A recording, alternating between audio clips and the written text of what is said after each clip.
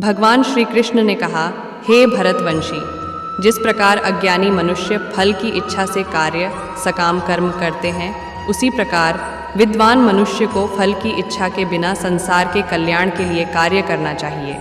विद्वान महापुरुष को चाहिए कि वह फल की इच्छा वाले सकाम कर्मी अज्ञानी मनुष्यों को कर्म करने से रोके नहीं, जिससे उनकी बुद्धि भ्रमित न हो, बल्कि स्वयं कर्तव्य कर्म को भली प्रकार से करता हुआ उनसे भी भली भांति कराते रहना चाहिए। जन्म से लेकर मृत्यु तक के सभी कर्म प्रकृति के गुणों के द्वारा संपन्न किए जाते हैं। अहंकार के प्रभाव से मोहग्रस्त होकर अज्ञानी मनुष्य स्वयं को कर्ता मानने लगता है। परंतु हे महाबाहु, परम तत्व को जानने वाला महापुरुष इंद्रियों को और इंद्रियों की क्रियाशीलता को प्रकृति के गुणों के द्वारा करता हुआ मानकर कभी उनमें आसक्त नहीं होता है। माया के प्रभाव से मोहग्रस्त हुए मनुष्य सांसारिक कर्मों के प्रति आसक्त होकर कर्म में लग जाते हैं। अतः पूर्ण ज्ञानी मनुष्य को चाहिए कि वह उन मंद बुद्धि वालों को विचलित न करे।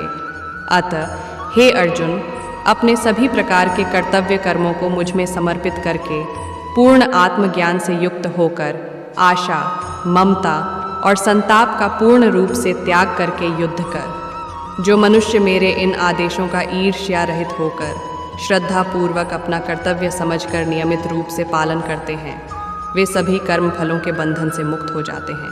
परंतु जो मनुष्य ईर्ष्यावश इन आदेशों का नियमित रूप से पालन नहीं करते हैं, उन्हें सभी प्रकार के ज्ञान में पूर्ण रूप से भ्रमित और सब ओर से नष्ट भ्रष्ट हुआ ही समझना चाहिए। सभी मनुष्य प्रकृति के गुणों के अधीन होकर ही कार्य करते हैं।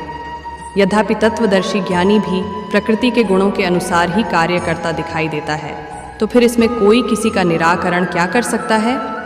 सभी इंद्रियां और इंद्रियों के विषयों के प्रति आसक्ति, राग और विरक्ति, द्वेष नियमों के अधीन स्थित होती है।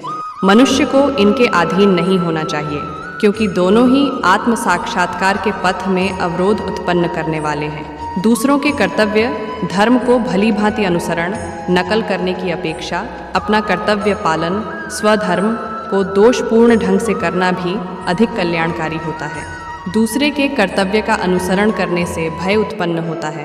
अपने कर्तव्य का पालन करते हुए मरना भी श्रेयस्कर होता है। अर्जुन ने कहा, हे वृषनिवंशी, मनुष्य न चाहते हुए भी किसकी प्रेरणा से पाप कर्म करता है? यद्यपि ऐसा लगता है कि उसे बलपूर्वक पाप कर्म के लिए प्रेरित किया जा रहा है। श्री भगवान ने कहा, इसका कारण रजोगुण से उत्पन्न होने वाले काम, विषय वासना और क्रोध बड़े पापी है।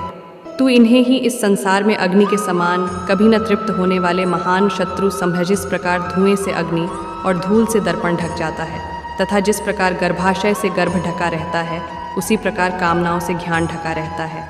हे कुंती पुत्र, इस प्रकार शुद्ध चेतन स्वरूप जीवात्मा का ज्ञान कामना रूपी नित्य शत्रु द्वारा ढका रहता है, जो कभी भी तुष्ट न होने वाली अग्नि की तरह जलता रहता है।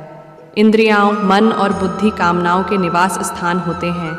इनके द्वारा कामनाएं ज्ञान को आच्छादित करके जीवात्मा को मोहग्रस्त कर देती हैं।